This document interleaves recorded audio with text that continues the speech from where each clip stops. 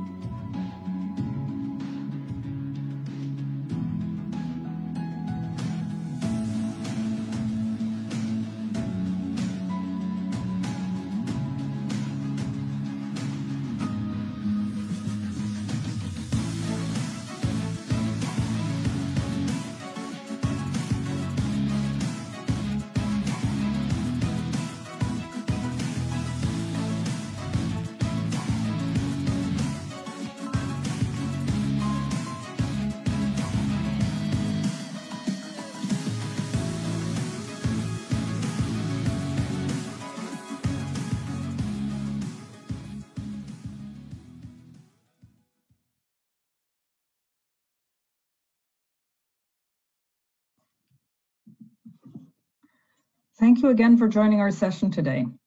For the smooth running, we would like to give you some guidelines.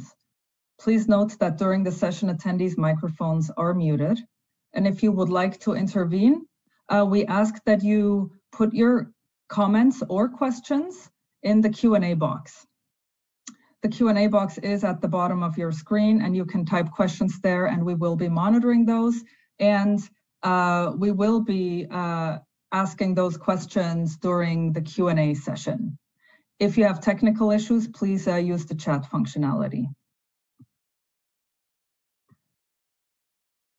So that said, we very much encourage you to do ask questions, as we hope for today's session to be interactive and really focus on the topics that are top of mind for our audience today. I also would like to let you know that the meeting is recorded and will be available on the events page of the WSIS Forum 2022 website after the end of the virtual workshop session. With that said, let's transition to our topic. Today, we are here to talk about whether it is technically possible to create an online world that is trustworthy for children. And we are here to, of course, share all the experiences from these great experts that I have here with me today, and to talk about some of the tools and practices that really are helpful in achieving this goal. Children are an important stakeholder group. They make up over 1/3 of people online today. And however, they are not catered much in the digital world. So this is a challenge, and we need to work directly and indirectly with all stakeholders, including children, to overcome challenges and risks to them in the online world. So how can technologies be made trustworthy for young people online, or for children playing with connected toys or learning in online classrooms? What are the things we have to think about to make sure that everything is done right, to avoid risks, and to bring the benefits that these technologies can bring to the children and all of the stakeholders? What we mean also by this is that these technologies have to be age appropriate in how they are presented to the children. They have to be understandable, safe, enriching. They have to avoid some of the risks to safety and security. They have to avoid or address data governance issues and preserve children's privacy, of course, as well. So there are a lot of considerations that go into this, because we need to provide these opportunities without imposing unintended and potentially long-lasting negative consequences. So in the complexity of the fast-evolving technologies that are used in the online world, it is impossible from a practical sense for children and their families to anticipate all of the potential risks. So technology providers have to also think about those things and address those in the design phases. They have to mitigate the known risks. So in the IEEE the IEEE Standards Association, we are working along with a lot of experts, some of whom are here today with us, to address those topics and to bring concrete solutions to try to support people who develop technologies for children, as well as the children and families, to contribute to an ecosystem of technology that enables the best interests of children to be fulfilled in the online world. So just to give a few examples, IEEE has some standards work, and you will hear about some of the key standards in this space today, because we are lucky to have some of the working group chairs here who are developing standards to bring the practices that are known into a scalable nature. We also have developed case studies with numerous companies who are designing services or products for children and who have been thinking about these topics, the risks and the opportunities, for a while, and who have found ways to implement solutions and implement mitigation processes into their products and services. And we've compiled applied case studies so that people can learn from those, be aware of these issues, and move forward in a more positive way and help implement the positive changes. So with that, I would like to hand over the floor to the great panelists we have here with us today. And we will start with Professor Katina Michael. Katina, please go ahead. Thanks so much, Moira. Well, I'm coming to you from Dharawal country in Australia, everyone, and I'm a senior member of the IEEE and have been affiliated with the Society on the Social Implications of Technology since about 2003. And at that time, I was still a PhD candidate and also working for big tech, flying around the world, actually. My industry experience spanned manufacturing, consulting, and finally pre-sales engineering, where I was dimensioning networks as markets deregulated throughout Asia and introducing next generation services that were being imagined in boardrooms. Like, imagine you could send an email through your mobile phone. I saw 3G at its pre-stage, and what was coming was unprecedented. When I joined academia, I found myself drawn to more large technical systems, as I was used to these utilities, electricity, things that you rely on, things that you need to survive, and now Wi-Fi. And these had major impacts on society and continue to have impacts today, especially on culture. Whereas I had previously designed networks for the private sector, I was now seeing the services they enabled in practice and their commensurate social implications on diverse stakeholders and communities. And as the founding editor-in-chief of the IEEE Transactions on Technology and Society and the founding chair of a new degree, a Masters of Science in Public Interest Technology, things to do with responsible innovation at Arizona State University, I was approached to chair the IEEE Standard 2089, which was based on the 5 rights principles for children and sponsored by the brilliant IEEE Consumer Technology Society. I met Baroness Biban Kidron in person in Britain, and it was all systems go from that time.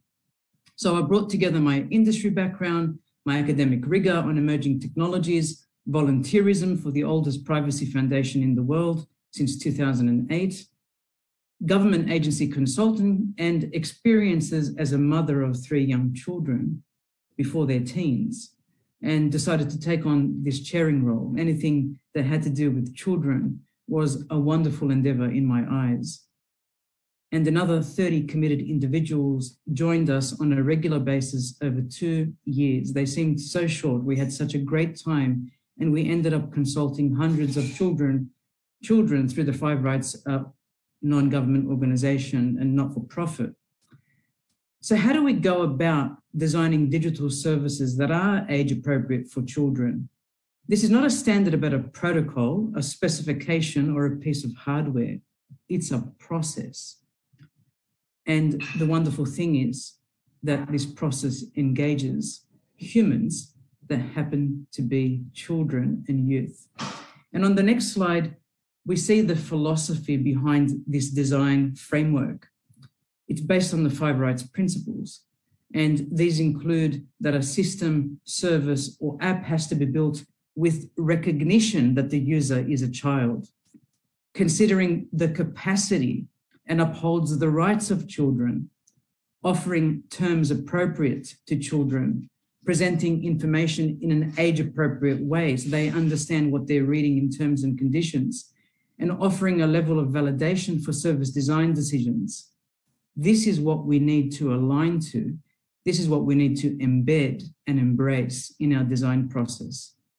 And on the next slide, our schematic that shows a linear process or a life cycle process, but is anything but linear, is iterative in various stages. And these activities that we engage in within this design process begin with a preparation phase, where the primary objective is not how a company can make more money, but it's to understand the problem and to define it in the eyes of a child. What are those challenges? What are those user needs before we embark even on design? And then we align to those 5 rights that we just went through in that middle section that you can see there, the horizontal blocks, and ensure that we can tick off those which are appropriate, if not all, for the service we're offering. And this alignment is critical in the design phase.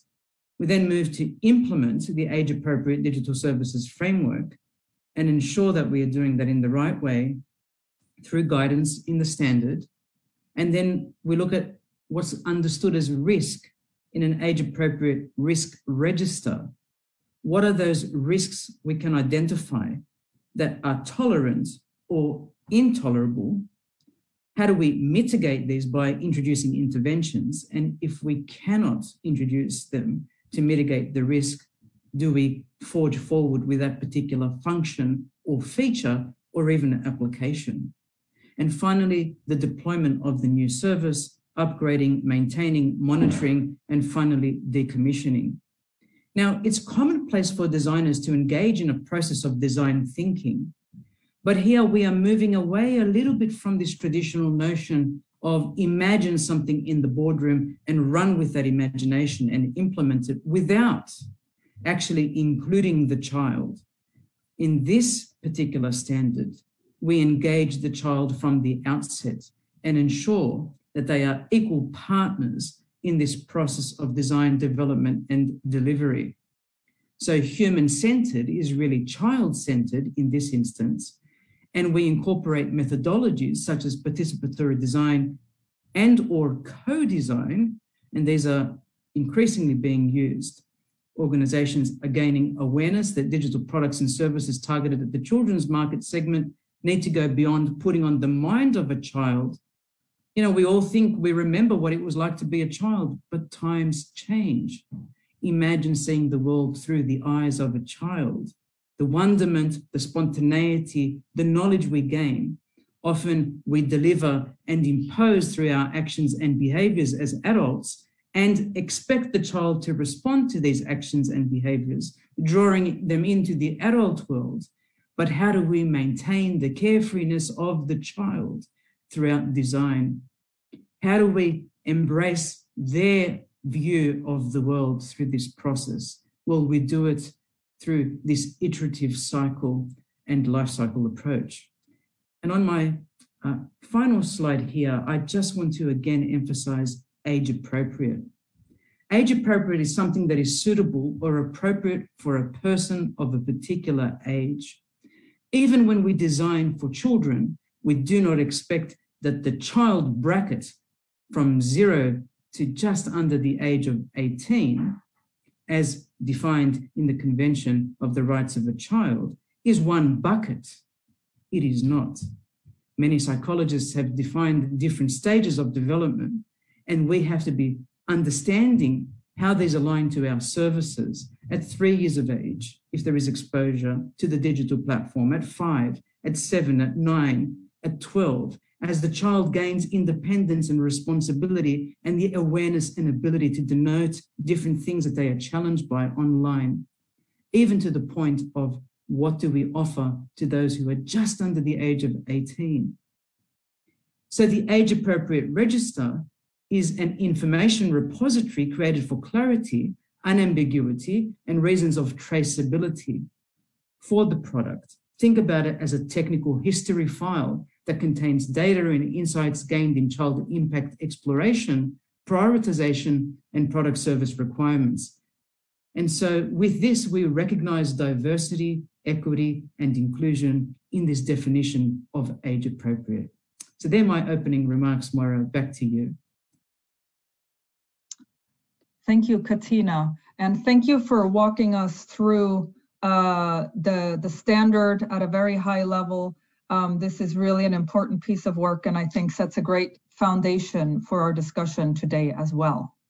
But without further ado, I would like to move to our next panelist and ask Teki Akute to please introduce yourself.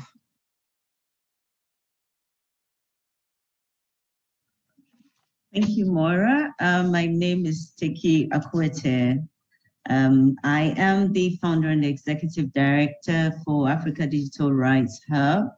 I also happen to have joined Katina, and it was an exciting exercise. And my background has been in law and technology, and somehow I have always been in love with the information security space and how it impacts our lives as individuals, particularly coming from the background of law. I have always wanted to see the intersection of law and technology and how we can bring both together to continue to live a harmonious life, which I believe is the reasons why laws are passed. And for me, this exercise that we undertook is an extremely important one, and we decided to commit time to it for the following reason. I work predominantly on the African continent, and we have one of the things that you're likely to see from the African Charter on the rights and the welfare of children through most of our countries, legal recognition of children and children's rights.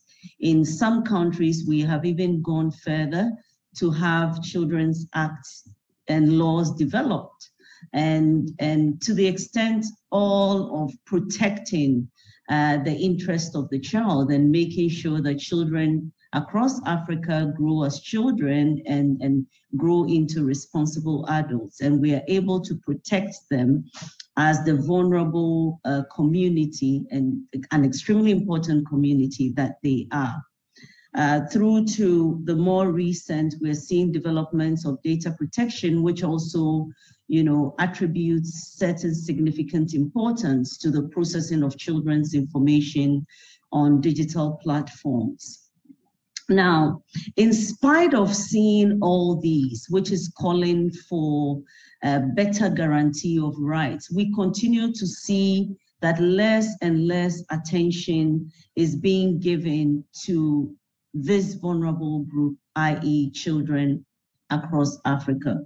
More recently, we participated in an exercise with a group of other NGOs across the world where we were simulating what children experience when they're typically downloading applications or using applications across a number of platforms. I will not mention names, but it was indeed sad to have noticed that when it comes to especially our continent, and particularly we had participated as a child, for instance, participating from Ghana, we were not given the same level of protection as, for instance, you would find in the US or in Europe or in other parts of the world. And these differences were clear. I mean, we joined our hands in reporting this to the appropriate technology companies and are hoping that they would ensure that. So what invariably I'm trying to say is that in spite of all these laws that we have passed, in spite of the interventions of our governments to continue to pass laws to ensure that our communities are safe for the children, when it comes to digital platforms, because of lack of direct control over a lot of the institutions that are developing these platforms in Africa, and so lack of regulatory oversight and control, there continues to be a lack of accountability when it comes to our children. And so what we're continuing to see is that African children are becoming more and more and more vulnerable to these platforms, even though they are also supposed to, enjoy and use these platforms to enable themselves and their future. And so for us, undertaking an exercise like what we did with the IIIE is perhaps, a way of letting industries see that, there could be standards that can be adopted. There could be standards that may be universal enough, and if adopted, it is able to equally protect people or children in our community in the same way that we're protecting children in other countries across the world. And that's why this exercise is extremely important. But the long and short of it is that Africa continues to lag behind, and we can blame it on a number of reasons. These companies that are putting out these platforms, majority of them are not based here. They are not necessarily within our jurisdiction. Our regulators that have oversight usually do not even have the necessary resources to bring to account. And so there's less and less of accountability. And so for us, any other measures, including processes or standards that can bring more accountability to this process, is extremely important. And we need to continue to engage in these discussions because the children need to be protected even in the digital space.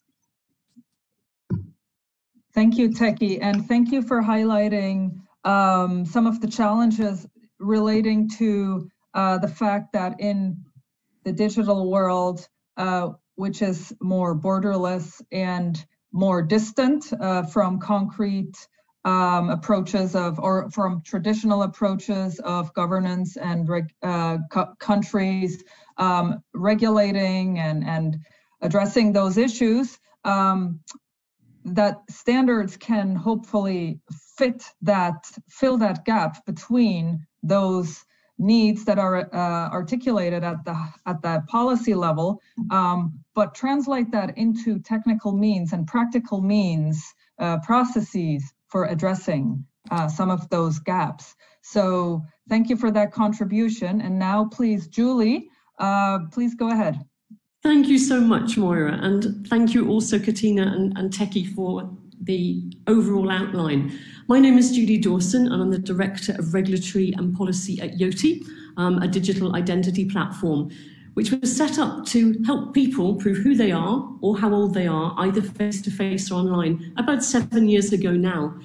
And wind forward, we are working with many different organisations globally on this element of protection of young people online. We're part of the We Protect Global Alliance, part of the World Economic Forum's Global Coalition on Digital Safety. I serve on the standards bodies, where the rubber hits the ground in terms of the new standards evolving for age, the Age Verification Providers Association, Online Safety Tech Industry Associations.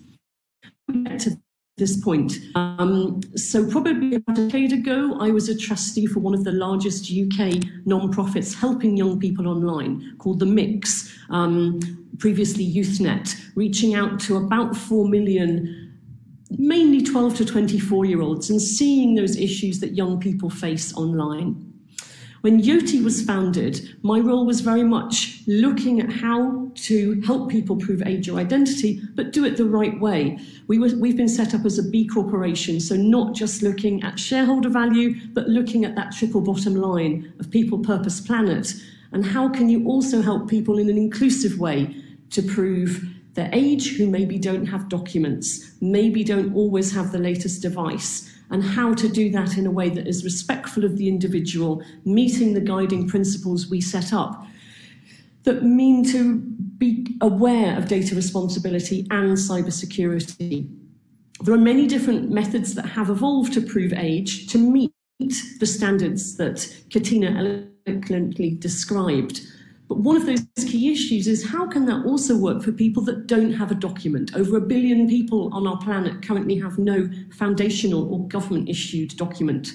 So other ways have started to evolve, some for people with documents, some for people who have a credit history or databases, but many children in particular don't fall in that category. And what are the ways that can work for them? So within the standard, the P2089.1, we're looking at how actually can this be made possible, and areas specifically looking at AI approaches for assessing or estimating age, where there's no unique recognition of an individual and no special category data.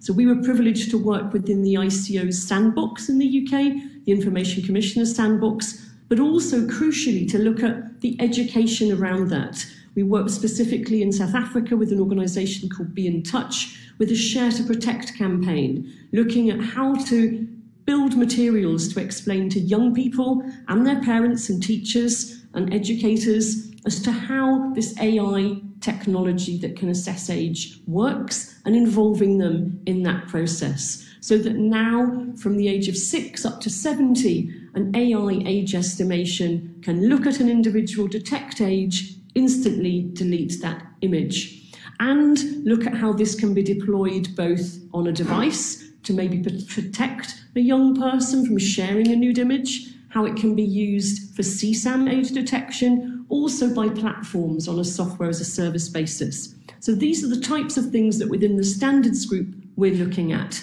as well as how across platforms and across countries those methods can be interoperable and meet the standards and also meet the simplicity required by multiple regulators around the world.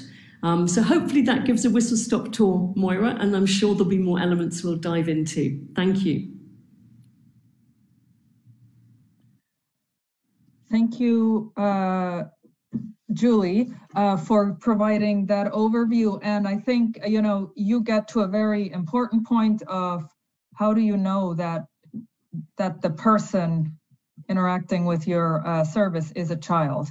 And there are lots of experts working hard on these topics, and there are lots of different methodologies designed for that. And so I think the standards work that you're doing in that space, bringing the tools that exist, looking at it from a standardization point of view, to be able to look more holistically and also give broader guidelines, help people understand what methodologies are appropriate in what contexts, is an important contribution that is under development as we speak.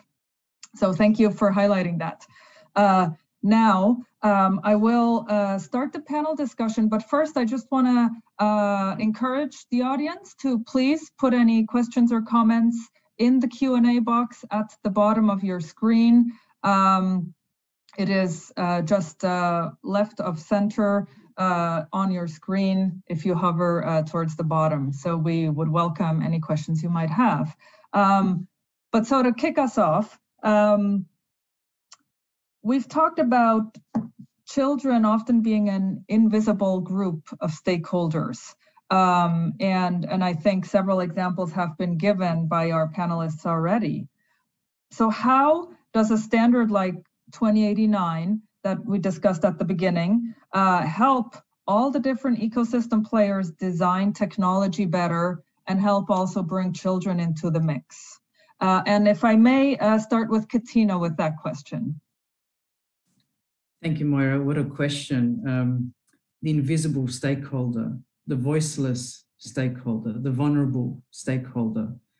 Often children are growing in height over time, and we don't see them in a crowd. Often they're below our eye gaze. And often when you're talking to a child, you're often told to crouch down so you're not intimidating the child who feels perhaps there is some power imbalance. Where is my right? Where is my voice? Where is my visibility?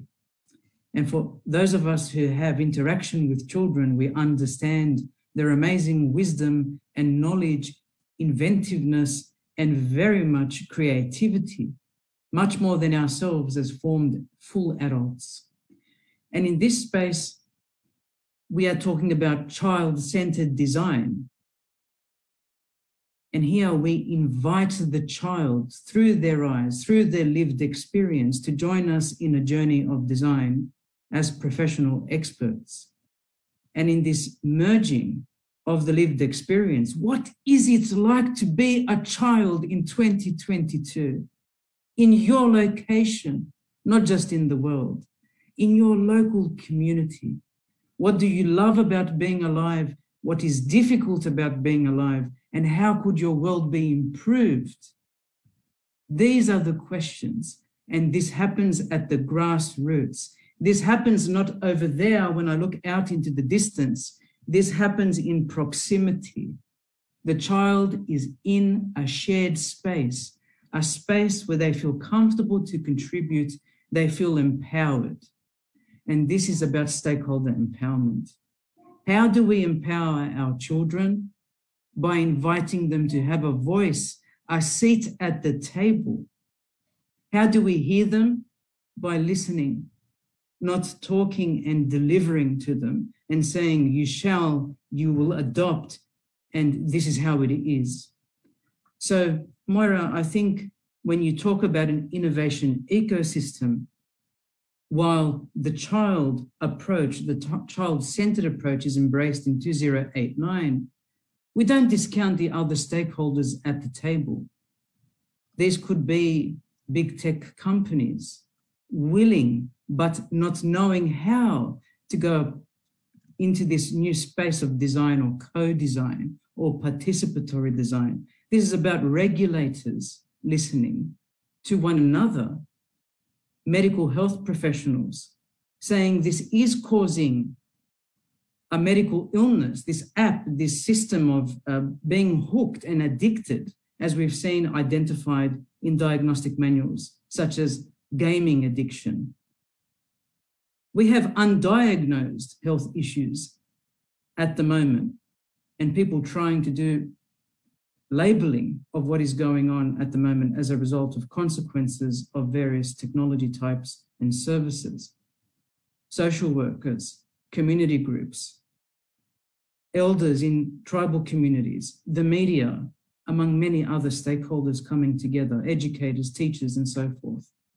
Everyone has to listen to one another. Everyone has to contribute their perspectives to raise visibility, to come to some cooperation. And cooperation requires communication. Often we ignore the various stakeholders, but that's wrong. And the child has an equal place at the table through their lived experience among the other stakeholder types that we've spoken about already. So how do we raise visibility and how do we raise trust and empowerment? I think that's plenty said on that question from me. Thank you, Katina. Do we have any other feedback to that question?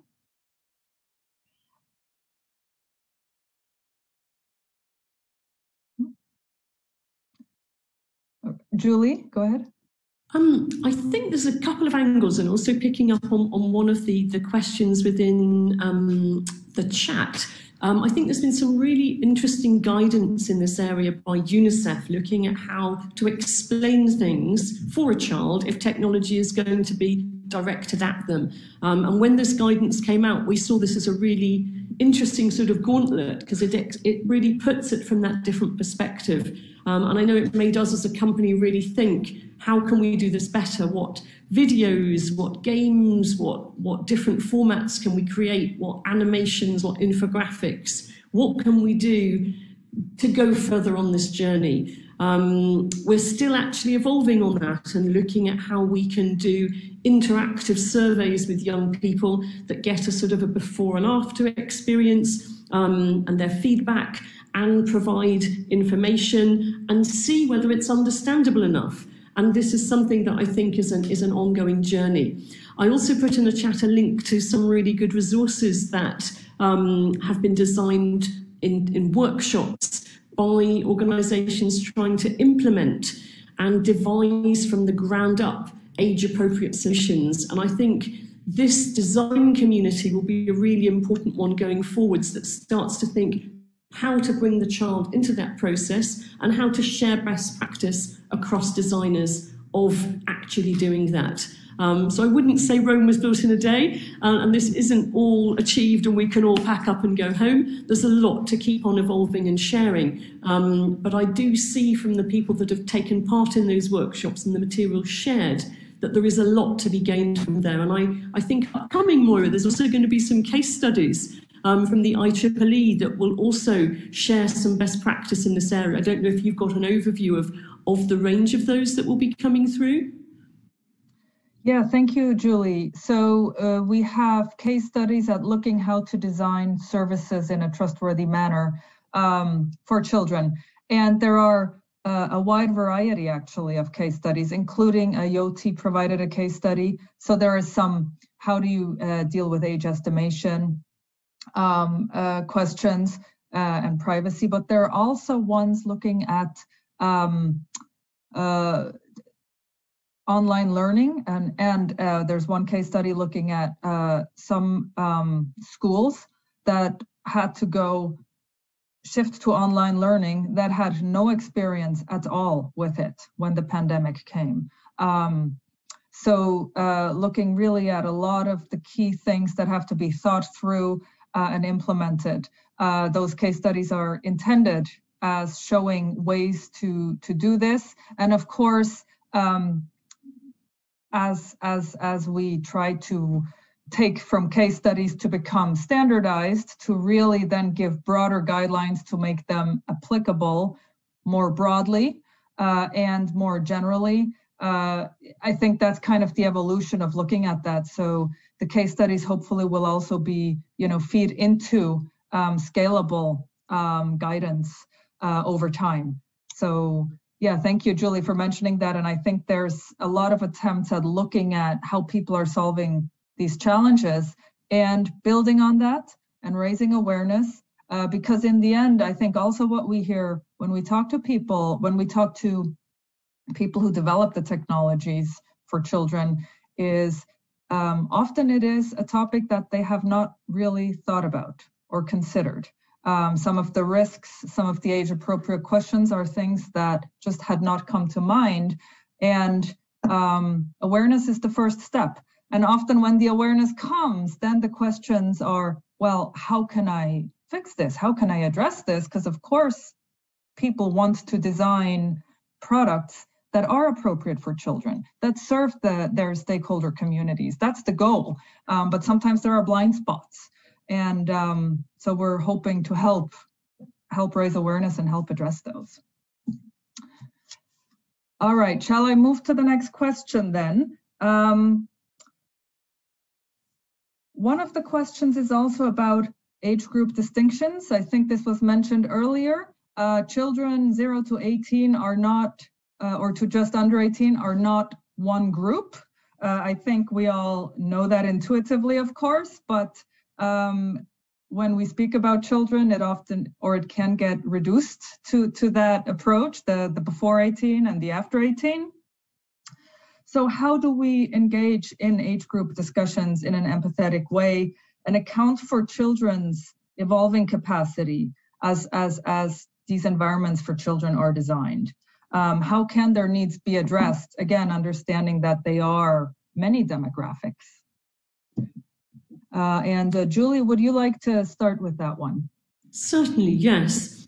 I think platforms are going to start to look at what are different clues they will have about the age of their users. So more sophisticated platforms might be using a range of different techniques. They might be looking not just at an age assurance method that's external, they might also be looking at the use, the interaction, the groups that a child is involved in, as there might be children that have a different chronological age from their developmental age. And I think the sophistication will increase.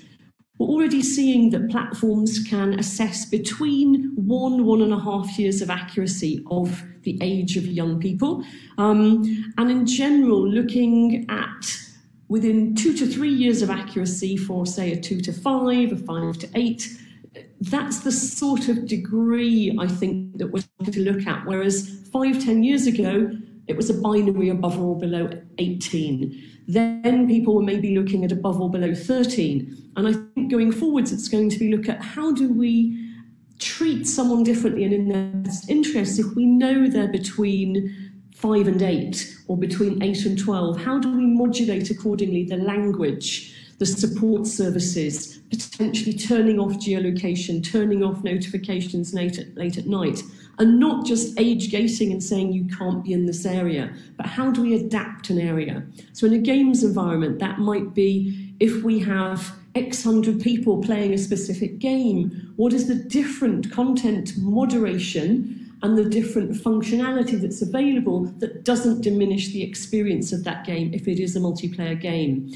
And this, I think, is the direction of travel. So not just kicking people out and saying, you're 12 and a half, you can no longer be in this area, or you're not yet 16, you definitely can't play this game. It's looking at how can you allow people to coexist. In turn, that then will lead to other angles of parental consent. Organisations are also conscious that not every child has access on an equal basis to parental consent. So they have to look from the ground up, not just at age gating, not just at relying on parental consent, but what is really in that child's best interest. And thinking that children aren't just in spaces proactively designed for them. They're not all just sat there in Sesame Street and Lego. They're often in places where maybe those are areas that are not child-directed but are accessible. And those sites are starting to think, how should we make this an area that is in the best interests of all the users in that area? And that could be fan sites, streaming sites, dating sites, social sites, gaming sites that previously did not think of this area in the same way. I don't know if any of the other panelists have some different angles they'd like to add into that. Yes, I was going to say, Julie, and another angle that we have also noticed is even access to the devices that children are using, right? So across Africa, of course, the different categories of children that have access to devices that they have, parents have given to them, and children that are essentially hopping on maybe a parent's device every now and then, and children that don't even have access to devices at all, that is their own, but they get access to some other adult's, device and use it every now and then. So another question that we continue to ask is that for communities such as ours, right, where there's this huge digital device, which is limiting the nature of access, how do we develop and design platforms that make sure that even children in the most deprived areas that have access to these technologies are still protected? It's a very, very good point, Teki. And one of the things that I think we see as encouraging there is the fact that some of the age approaches can actually be shrunk to go on device and can be used across profiles on devices. So it could be that a certain, if you know your device is a shared device, you could prompt it to ask who is the user at that time. Another approach could be that for certain services, on a more regular basis, the site might ask, is this still the same user or is it a different user? And I think those subtleties are things that are now available with the technology. I know, just for instance, that the facial age estimation can be shrunk to a lot, sort of smaller weight of an application, put on device, and also now be available even where there's no internet connectivity. So those are evolutions that have happened only in the last year. There's been quite a bit of investment and innovation through a safety tech innovation fund, which specifically has been looking at one very concerning area, which is children sharing nudes, sometimes in exchange for money, sometimes just with friends, sometimes through revenge instances. And how could that stop the increase of CSAM that is available around the world? So a lot of thought going into that area, and still more to do, I'm sure. Thank you. Let me go to one of the audience questions now. And there was a question on a role for children's lawyers in this space. What would the roles be? And maybe Teki certainly would have an opinion since she is from the legal background. So may we start with you? Is it children's lawyers? That's what the question. This is a difficult question for me to answer. I don't know whether Katina would have, but I think that the processes clearly, as has been put out there, can it creates a certain roadmap. Lawyers, I can see guidance. Children's lawyers providing guidance in some of the processes. Well, probably because they have more knowledge of, the children's laws and the rights associated to it. And so they would definitely have a role to play. I don't see a process framework like that being implemented without actually understanding the legal framework around children's protection. And I think that is where children's lawyers will play a big role. But I think Katina can also throw some other angle light to it that I haven't thought of yet. Spot on, Teki. I think I'll dovetail off what you just said. And firstly is to state the obvious, that standards are voluntary. Standards are there not to penalize, but to encourage and entice. They're there to provide us an avenue for children to thrive and flourish. So it's like a benchmark. We look at it and we say, this is like the best we could do right now with the resources. Having said that, the standard does introduce a number of new roles which previously have probably been ignored in the design of age-appropriate services for children online. We've got top management champions that are there to champion children's rights, age-appropriate leads, people who are nuanced, perhaps psychologists with some technology computing background. And we're seeing a lot of young people now going into psychology and computing, which is wonderful. A child's rights advocate in a team that's a design team, right? So we're now sort of saying, look, the social sciences have a place to play. They have a place in STEM orientations, in design teams. Who would have thought 5 years ago we would have been talking about a child rights advocate to be embedded in a design team that is specializing perhaps in the design of services for children. Of course, the product managers that have got a specific orientation, moderators, transparency managers. But I want to go back to something. We talk about this risk register. And some may argue, well, how do we know what is a risk? Show us the evidence. How many children have you consulted? You know, is this just a hunch from somebody in the team that's, you know, making a lot of noise and making it difficult for innovation to happen? And it's not the case at all. When we introduce drugs into the world, we have to go through, for example, in the US, the Food and Drug Administration. In Australia, it's the Therapeutic Goods Administration. Obviously, there is some oversight. Now, we're not talking about an oversight body, but we are talking about submitting or at least keeping evidence about the risks you identified and the interventions early on in the design process that have been logged. So this is about traceability. This is where I think the law will venture into in the future. To look at some of the AI apparatus in the world, we can look at, for example, autonomous vehicles, some of which have had a training driver and have ended up in a fatality. You can't take a corporation to court.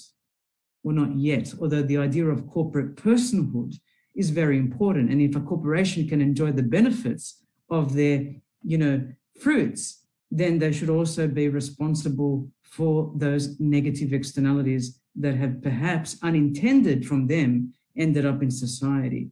And as we start to see this, the litigation often happens post the problem, not before the problem. And what we're trying to say is, and why not have a lawyer embedded in the process early on in the preparation phase? And here I want to say something, not a lawyer who's going to figure out the loopholes in the legislation and regulation and say, if we do this, we will never get caught out because we have put in this kind of measure. We're not talking about that kind of preemptive law. We're talking about law that looks at the current regulation that says, you know, we recognize that a child is 13 and under in our jurisdiction, or no, it's 18 and under in our jurisdiction. And then we put in those commensurate measures. But often, as we know, litigation happens after the fact. We have seen this with AI companies that are doing open source intelligence by downloading images, somewhat 10 billion in one organization. One small company has downloaded 10 billion images and matching these against whatever they want to identify the person who's there. So we have a minefield here. Often we penalize after the fact, but we don't want to get to litigation. We don't want children's data to go floating around and their privacy being breached. What we want is preemptive. We want to be precautionary. We want to put that in the preparatory phase. But let's get away from this. Let's get the company in trouble after the fact. That's not about trouble here. We're trying to entice everyone to be accountable, as Teki said, to do the right thing from the outset. Thank you, Katina. And I see Julie, you have your hand up? Yes, Peter, thank you for that question. And we thought quite long and hard about children's interactions with our part of the service, just the age assessment element. And one of the things that we were encouraged to do through the age appropriate design code was think, you know, what are the touch points? So if somebody goes through this, is it understandable? If they want to understand more about the privacy and the data, is that understandable?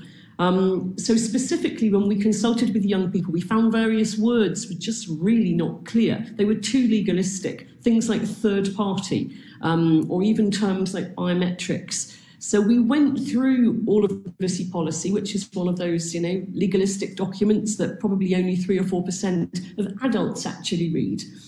We worked with Keele University digital and data apprentices to review both the privacy policy and also our white paper to look at what could we make more straightforward, more in plain English, shorter sentences. We actually did linguistic assessment of reading ages as well as then iterating that with young people to try and improve on it. What we also found, which was a really unusual byproduct, was that this actually was something that when we consulted with parents and educators and others, that actually it made it much more accessible to a wider span of the population. So there was a double win. And I think one of the good things for this, when we're trying to encourage more companies to take this route around the world, is that actually now we've seen this as a really incredibly positive exercise for the company in reaching not only to our child demographic, but also making it more understandable for a wider segment of the population. So it's something definitely I hope that we will continue and other companies will be encouraged to look at. Thank you.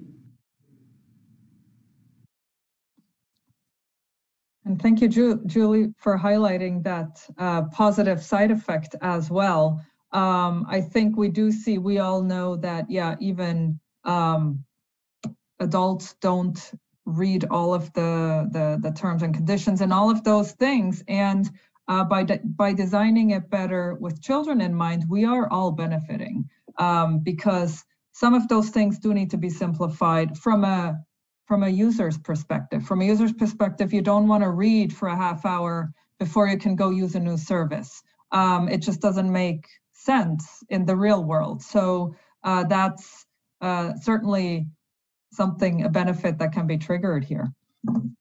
Now, as we are approaching the end of our session, I would like to actually wrap up by asking all of our speakers to share with us what their key takeaways are. One or two key highlights from today's discussion that you really want to leave with the audience as key points.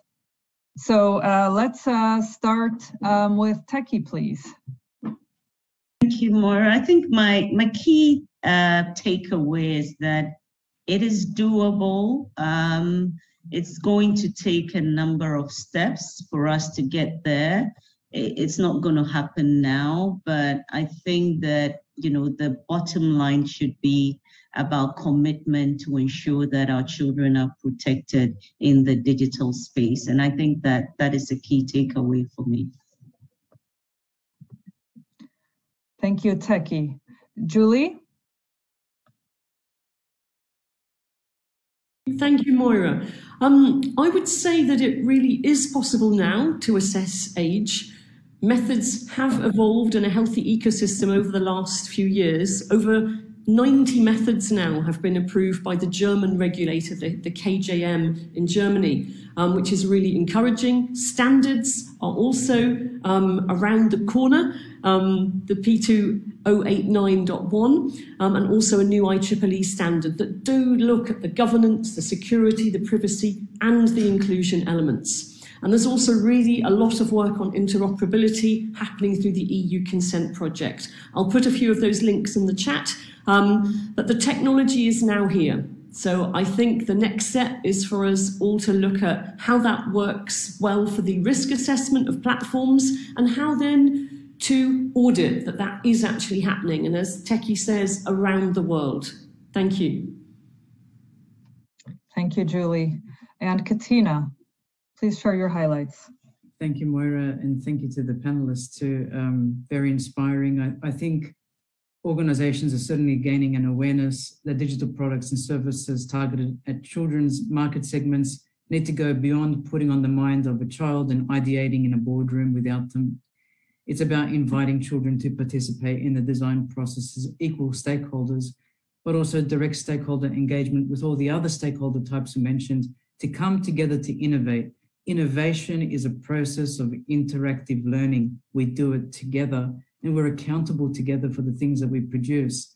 But while we've been talking about new applications and new services, the biggest challenge I feel will be how to break with the way we've always done things, driven predominantly not by meaning or purpose, but by new revenue generating streams. And it's changing that business model.